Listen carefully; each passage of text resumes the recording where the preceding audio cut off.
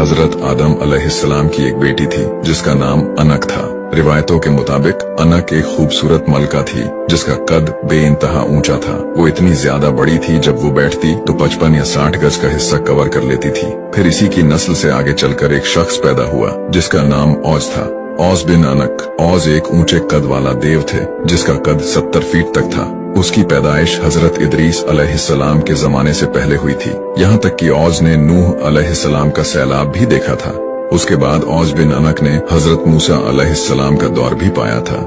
हजरत अब्दुल्ला इब्ने मसूद फरमाते हैं कि हजरत मूसा अलैहिस्सलाम का कद 12 हाथ था। आप अलैहिस्सलाम के असा की लंबाई भी 12 हाथ थी और आपने छलांग भी 12 हाथ की लगाई थी, लेकिन फिर भी आपके असा की चोट सिर्फ औज की टांग तक ही लग पाई थी। लेकिन इसी चोट की वजह से औज की मौत भी वाक़े हो गई थी, क्योंकि यहाँ बात हजरत मूसा अलैहिस्सलाम की हो रही है, जो तमाम पैगंबरों में से बहुत ही ज्यादा गुस्से वाले पैगंबर थे, जिन्होंने एक थप्पड़ से मौत के फरिश्ते यानी हजरत इजराइल अलैहिस्सलाम की एक आंख फोड़ दी थी।